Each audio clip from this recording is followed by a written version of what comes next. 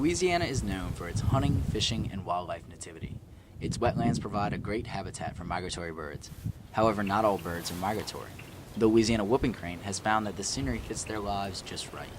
And while it looks like an ordinary scene in a Louisiana storybook, this is actually part of a large rehabilitation program that has just begun at White Lake Conservation Area in Vermillion Parish. The Louisiana whooping crane is a non-migratory species that lived in the state until 1950, when the last bird was captured. The reason for their disappearance was mostly habitat loss due to wetlands being converted to rice fields and other farmland. Secretary Barham of the Louisiana Department of Wildlife and Fisheries talks about the importance of this project. Of course, the whooping crane is the most endangered crane in the world. The birds were raised in Patuxent, Maryland by hand, yet they have never seen a human. Tom Hess, a biologist manager at the Department of Wildlife and Fisheries, has worked on the recovery of many endangered species in the state.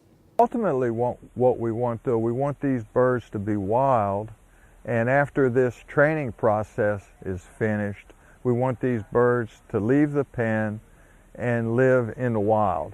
The researchers wear all white suits like this and use a decoy head to convince the cranes they're just another one of them.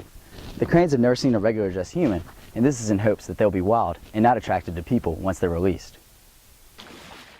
After years of talks and support from a multitude of organizations, the Louisiana whooping crane entered back into the state on February 16th. The birds were held inside a covered pen for 3 weeks before finally being let out. On March 14th, the first whooping crane flew free in the state in over 50 years, signaling a time of change for the species once extinct. There is clear recognition of how good the department is in managing the wild creatures of this state. While the release changes the course of flight for these birds, their journey off the endangered species list is long and unpredictable. But the state and awareness groups hope to see this bird's flight mark the beginning of a historic rehabilitation program within the state. For Tiger TV, I'm Gabe Giffen.